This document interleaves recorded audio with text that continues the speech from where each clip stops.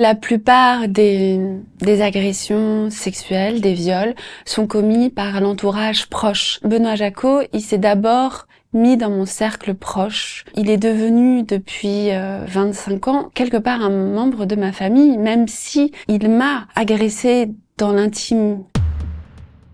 Je pense qu'en devenant actrice, je me suis sentie vraiment chanceuse de sortir de mon milieu, d'avoir aussi des adultes en tant qu'amis, des liens. Il y a eu tellement ce lien qui s'est fait que ça a été une entrée pour faire de moi ce qu'on voulait.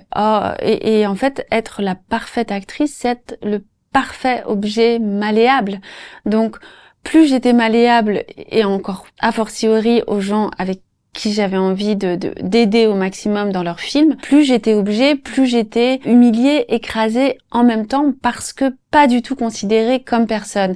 Et ça, le milieu du cinéma, c'est un petit milieu privilégié, mais ça illustre, pareil, ce monde, à quel point les femmes, dans la plus grande intimité, même du couple, ne sont pas pris en considération du tout. Elles sont toujours objets et profondément, naturellement et malgré elles. Ça renforce encore plus si la fille est jeune et qu'elle vit dans un milieu d'adultes qui est normalement un milieu professionnel dont on a confiance. Il faut savoir que la plupart des agressions sexuelles, des viols, sont commis par l'entourage proche. Benoît Jacot, il s'est d'abord mis dans mon cercle proche, il a obtenu ma confiance, et aujourd'hui, c'est aussi très dur de porter cette parole parce que il est devenu depuis 25 ans quelque part un membre de ma famille, même si il m'a agressée dans l'intime. Il l'a pas fait avec la violence. La difficulté de ce genre de relations toxiques, c'est qu'en fait, elles ne sont pas que toxiques. Elles nous portent aussi d'une certaine manière. C'était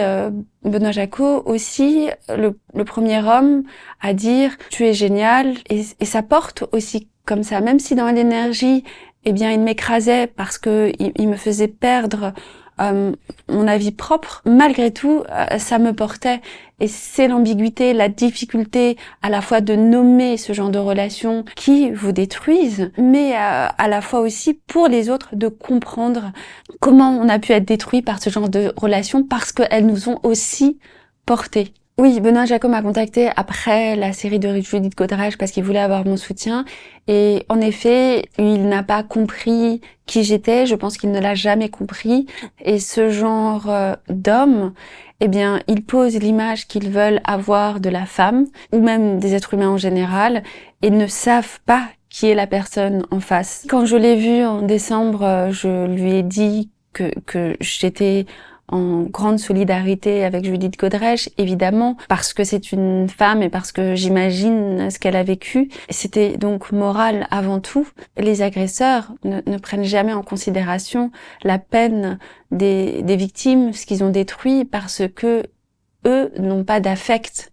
Ils vivent leur vie sans sentiment, sans fragilité. Donc ils ne peuvent pas imaginer comment une personne peut être affectée par une autre. Quand les femmes parlent d'une épreuve, soit elles se dissocient, elles ont une grande distance avec leur épreuve, ce qui fait qu'elles n'incarnent pas la douleur qu'elles ont vécue, soit elles sont dans la douleur et on n'a pas envie de la voir, on n'a pas envie de les entendre parce que c'est encombrant, c'est trop palpable.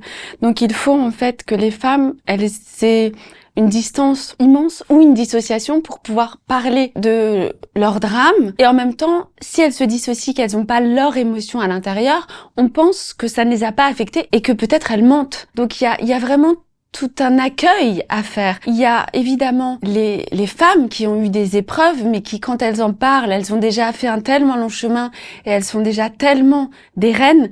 Mais il y a aussi un immense chemin à parcourir, des gens qui les entourent et qui comprennent ça et qui accueillent la parole. Parfois, on met en doute la parole des femmes, mais elles ont tout à perdre quand elles parlent. Souvent parce que c'est un entourage proche qui va briser une famille et elles perçoivent, et c'est ce qui arrive, elles sont finalement seules. Moi, j'ai la chance d'avoir ma sœur avec qui j'ai écrit le livre, d'avoir mes frères, d'avoir quand même des parents qui me soutiennent. Et encore une fois, je rebondis sur l'entourage, à quel point il est important d'écouter les femmes, et même au moment où c'est difficile de les écouter.